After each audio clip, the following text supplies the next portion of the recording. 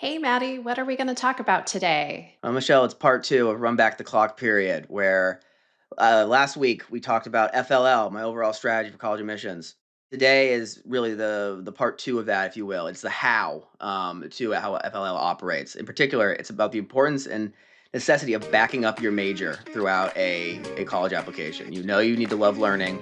Well, how? Like, in what way? That's what we're going to break down today, like the nitty gritty of how you actually get in. Cool, sounds good.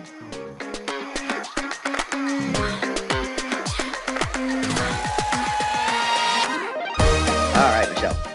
So another episode we once did that I'm pretty sure I still have the beard in that one, so you shouldn't watch it. Like there really is. Okay. There's the beard era and the clean shaven era of the College with Mattie podcast, and hopefully this one will You're stick really trying around. to get out of your beard era Well, here. I go back. Okay. I listen to old episodes, like when I'm playing Tony Hawk, and I'm like, oh yeah, it was it was okay. Look how I've grown. I refuse to be the person on YouTuber who's like everything I did when I started was terrible. Like you shouldn't watch it. It's okay, you go listen to the old episodes. It's Yeah. fine. Except I'd be like, dude, I looked rough with that beard. It's like it's like so it wasn't a good look. But what we talked about in that one of those episodes was institutional priorities, which is a concept hmm that'll come up. In that episode, we kind of talk about how they're like you don't know what they're possible to figure out, so like why bother kind of thing. But Right. that doesn't mean they're not real. And I actually think about institutional priorities a lot when both figuring out like FLL, but also like, well, what is that? Like, I mentioned last episode about being a good student, right? But it's like it's more hmm complicated than that. We're not actually trying to, when applying, like trying to like make a math teacher like us. We're trying to get into that college and make an admissions reader who isn't actually a teacher, kind of thing. So there's a lot of gray area about like, well, how do you do Right. that? Well, I thought about it, it's like how schools actually admit students, like how it actually works. A lot of my overall strategy and thought process is these are billion-dollar empires, these universities, and like they run like machines, and that's hmm often why they're so resistant to change, but also why is like certain strategies are just going to work more than others, and it's because they exploits the wrong term because they accentuate the way these schools already want to be doing business, and that's what FLL really is. But like, well, how do schools actually admit students? And well, the short version is that there's a large team of readers. There's a admissions officer who has a team of usually like 6 to 10 readers. They work in regional. They work regionally, usually somewhere between like 8 to 10 schools each or so, and they basically pick X students from those pools. But how so is they have a lot. They have a lot of like what are the priorities? It's about filling roles. These schools are businesses, and basically there are so many different there's a lot of things they sell, if you will. There's a lot of different options on display. It is their job Okay. to make sure that all resources at their school are going to be basically taken advantage of in a like normal and healthy way. Like anyone who's listening to this who wonders why it's harder to get into computer science than not, or engineering than not, or pre-med than not, it's why it's harder than being an English major, for example. It is entirely about like the supply and demand of the roles. Is that these schools have so many Right. slots available for different majors or different activities, and they have to have some way of making sure that it's all being used evenly, or else like the hmm business falls apart. You have, so that is well, that's why being computer science is hard. If you agree with that, that's also what I'm thinking about just in general. Like because like that is what it's about. Yeah. They're trying to fill certain roles and do so in a very efficient manner where like say like logistics are key. Like they have to have a system basically of how to do so. So that leads to there's another question I ask you again. What is my number one goal when helping students with a college application? Yeah, so they want them to like want them to showcase the solution is that they effing love learning. But like, what hmm do when an actual admissions reader or the team or they're looking at the application, what do I want them to understand about the student? Oh gosh, I'm on the spot. That they're like perky and likable and that they want to go to the college and learn. Part credit. The second bullet point is also want the reader to like them. I guess Okay. that is B. But it says for the student to make it patently clear what their role will be there. What their Okay. role will be as a student at that university. That is something that you like if you want the whole like someone should be able to pick up your application from a pile and know it's you. Like no, I don't fall for any of that. But it's like if you want one rule, students, is that if you give your application to someone, they read it, you should be able to ask them, "What will my role be at this school? Do you think? Like what would they think my role will be?" And like Okay. what and yeah, you can phrase it to people who read it.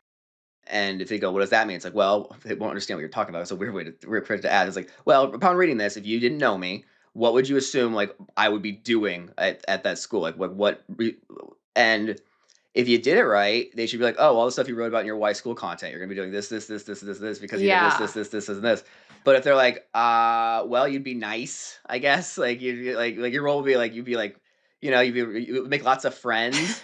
Yeah, it's like, or it's like you'll continue to like better yourself, even though it's not like those are not the right answers you want. Like you can see the Okay. difference in Yep. like, it should be a hard answer that they're like, oh, well, you're gonna be playing piano a lot, I guess. It's like, okay, yes, you're playing piano. It's like, my guess is you're also gonna be using I don't know, they probably have a computer lab at Stanford, I imagine. So you'll probably be there, right? Like that's the answer you want from people because that is the Mhm. answer that that's what gets you into schools. Like that's what you want the admissions readers to be saying about you. Like that is like the big benefits that I find. And then yes, you want them to like you, I guess. But it's like the I guess because because given two options, I think a student who's just like has very little personality on display, honestly, in their application, but is a very clear understanding of what resources they'll be using, probably gets the edge over a student that just seems like a really nice kid. Right. This That is makes like this is sense. like the sixth straight podcast that I looked for. I can't find the name. It's something non-exceptional, basically, where it's just it's Marco Rubio, right, who drank water when he was doing the rebuttal of the State of the Union, and probably Yes. most students The watching tiny it. little Yeah, most students watching this were like 3 years old when it happened. But every time I need water during a podcast episode, I think of that exact moment. Oh my gosh. Now I'm gonna think of that every Oh, time. I do. That's why I try not to. My lips get tired. Right. So I had it. Also, I really like them, I guess. But the actual top goal is practical over emotional. So the idea of making an emotional connection with your reader, I do think is correct.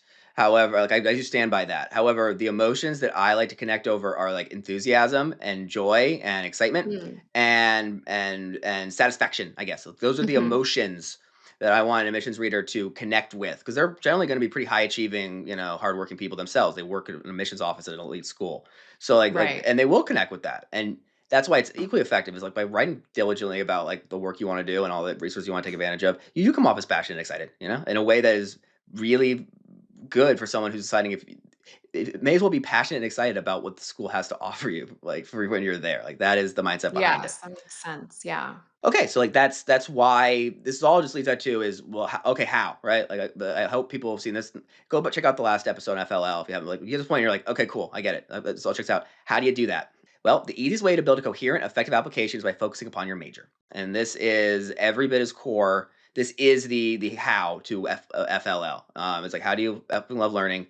You diligently and specifically focus upon the future major you will be doing at that school. Okay. Okay, someone says, "Great, how do I choose that major?" Well, sometimes it will be obvious. Sometimes if basically there's a caveat here. It's a major that it might not necessarily be the major you do, Michelle. And like this goes back to another episode about True. strategic positioning. And I have Yeah. caveats.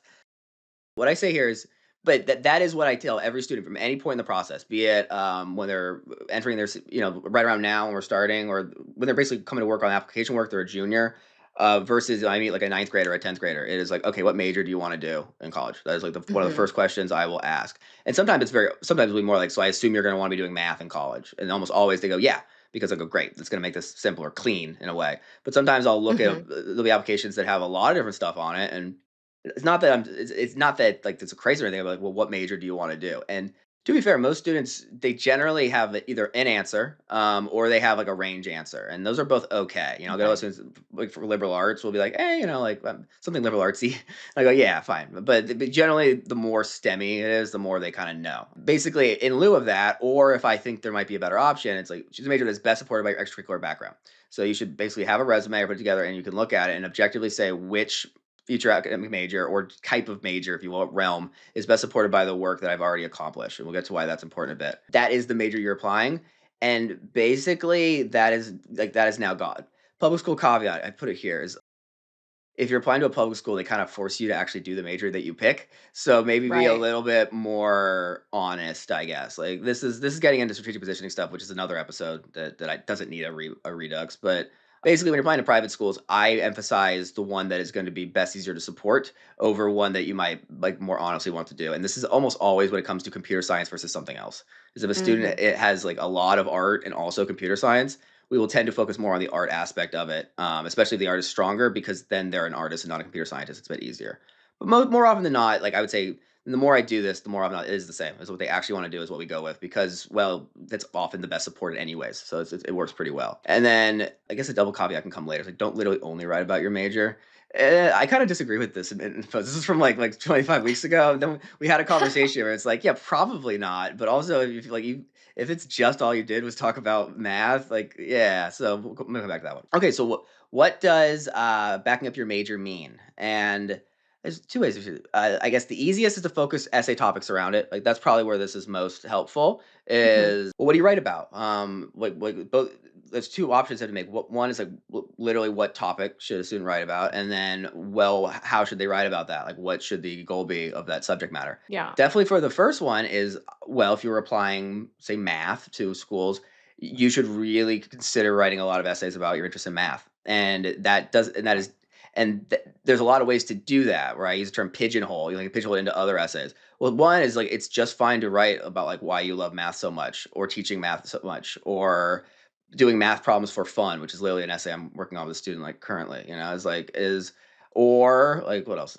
What's another great math essay? Or how you like using math in your art. You like using like and on and on and on Oh, and on and right, on right. is I honestly feel like if I had students write out, they'll do a questionnaire or whatever, it would just be like, what is your future major? List of every possible thing you can think about what like math is positive, both Mhm. your opinions of it, the experiences you've had through it, challenges you've overcome thanks to it, and just Yeah. bring me a limited list of things because those are all extremely viable topics because they all get to the core they all reach the same core conclusion, which is a combination of it, like that you love learning, like math saved the day, Yeah. or math got you there, or math made you feel good, or math made you feel Yeah. better. I don't care. Math helped you. Right. I used math to, like, overcome this or Math overcame that. Math overcame this. Like Yeah. it was math. Like right.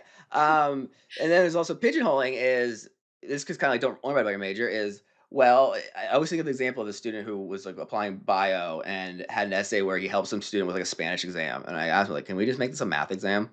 And he goes, "Why?" And it was like because you're applying math, and Right. he was like, "Okay, like great," and I changed it to and it's a better application because the people reading these it seems like a tiny little thing, but they're reading it, I'd be like, man, they really want like a goal should be this kid loves math, man. Mhm. And that's the key is it's not do not write every essay about why math is great. Like that's repetitive. You have to have different subject matter. It has to be different aspects of your personality. But the more you can have the academic subject that you are going to be actually applying, like kind of filtering that, the better. And that yes, usually a student who's applying let's say there's like you have a personal statement and say like two long essays and one short essay. Using the personal statement for a math student is going to be like math tangential. It'll be about Okay. using numbers to learn to sing better, or what they learned with like their 3-year-old brother who's like better at math than they are, but like how they like I don't know. It's like math makes it Yeah. much more often than not. Like the academic subject matter, like the major tends to make a guest appearance or be like a kind of a theming device of the personal statement, which is different than Mhm. like why you love math and why you want to do it. That's too easy. Don't do your personal statement about that. But then you have your Okay. supplements. I guess we can get to the real fun part about this is you want to know how to back up your major, Michelle? Oh, Yeah. water. It's as easy as 3-1-2. 3 okay. This Like sounds I did familiar. this last time. That's right. I do remember this. Should I put the beer? Okay, so and it's as easy as 3-1-2. Here's how you back up your major in a college application, and this is basically the core of it. So 3 is what you want to do with your life, like when you grow up, as I say, and that can be a job, I guess, but really it's closer to like what is your goal and like academically of such. And Okay. this goes into let's like we'll go back to math. It's like what's like okay, what do you want? Why? Often we move forward. It's like why do you want a math degree? And there's like oh well I want to go into academia, and I go okay why do you want to go into academia? And I go like this is like okay. So like like we go in depth. It's like okay, so I help them come down basically with a more refined and niche version. It's like you specifically want to you want to be learning more about applied math because it is integral to how you're able to, I guess, like your real passion of playing chess, right? Like that is, and that goal, like the 3 is a goal, and that goal should be pretty specific, like as specific as you can about like why you're doing this major. I go back to me as an example. I wanted to be a comedy writer when I was applying to college. I I basically, yeah, I wanted to write about my life and wacky things on the internet and make money doing it like that, and be able to Hmm. like sustain myself. That was my goal. Okay, so that's three, and your goal shouldn't doesn't have to like you see how those are very specific goals, you know. So it's like every student, like you can draft that out. One, one is proof, and proof of two things. Basically, as it relates to three, one is proof that you know what you're talking about. That go back to my example. Well, I was already writing online. I'd made money, and I was having actually pretty good success writing for different websites, and like hundreds of thousands of people were commenting and liked it and stuff. Hmm. It is proof that like your goal, even if it seems specific, and it can be pretty like out there. Like don't like want to be president, but like you know, it's like a pretty Yeah. specific. Like those are both hard to reach goals. You know, like being a math academic and also like a professional comedy writer are both like Hmm. pretty big time goals. Yeah, so it's proof that you understand how to get there, or I guess like or what that path would feel like. You understand like what it might actually be to do that or to try to gain that. Linking into too is like proof that you can make it because you have put in time and energy and had successes already that indicate that you are going to get there. Like you're doing what a high school needs to do at 16, 17 in order by the time they're I don't know 25, 30, whatever to actually get to a pretty sustainable goal. Like you've begun your path in a way that is notable and I guess believable. And that is the Hmm. majority of essay content. And I guess it's both the work you have done and also the personality you display. And that is why, again, basically just writing an application about how much say you love math and how exciting it is in certain aspects of math, it is pretty believable that you very much do plan to one day be a professor of math. Like that is what a professor of. But Right. me, it was pretty obvious. I really did have a genuine passion for writing. My essays were good and funny, and I actually read them back. Like, yeah, it's like it is believable reading my high school application. Honestly, then I ended up a college admissions consultant. I think like, it makes enough sense, I guess. But that yeah, like it should come off as believable or makes like that makes sense. Like okay, cool, like I get it. Right. And again, you were openly noting. You can openly note these goals in your application or like a general concept of it. But like the backup, that is the majority of essay content about you. Is like that is your goal is backing up what your eventual use is of schools. And then we get to two, which is how every school you apply to gets you from one to three, and that's the fun part. So that's where you come in, Michelle. Is you're like, ah, yes, of course. No, two.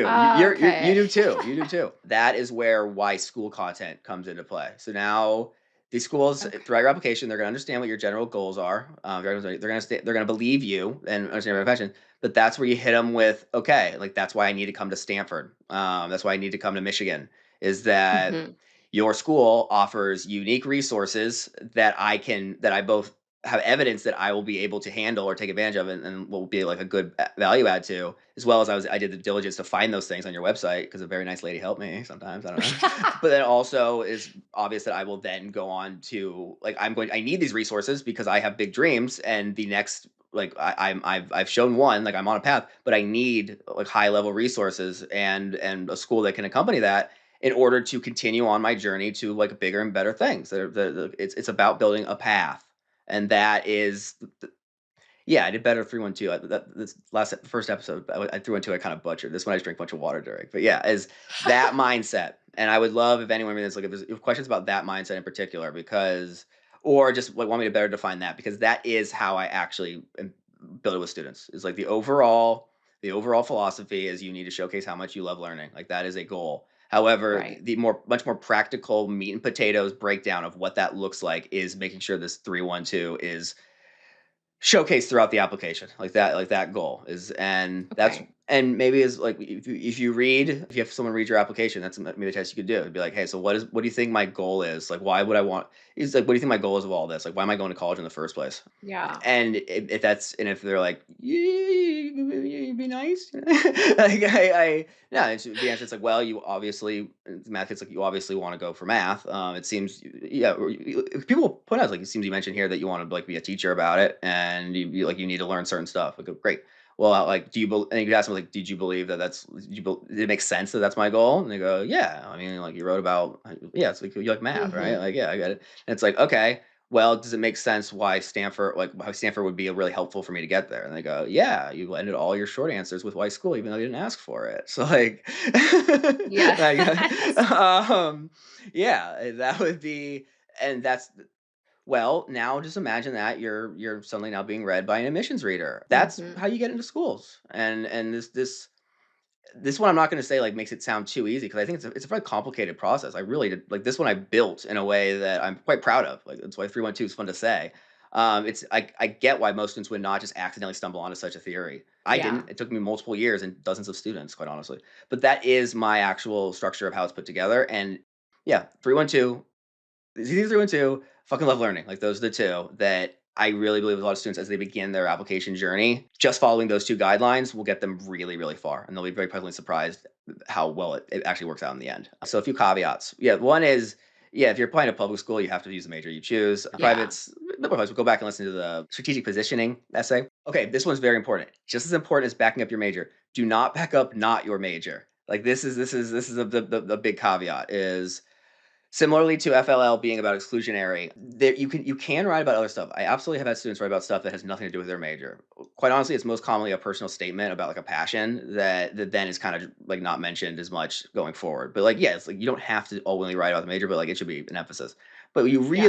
really don't want to ever write about, is if you can avoid it, is anything that isn't like, anything that school offers that isn't the major you plan to be doing or what you actually plan to be doing at the school. So the 2 I mentioned here are, music, art, and then sports are 3 that pop up here Okay. because every school in America is going to offer music, they're going to offer art, and they're going to offer sports.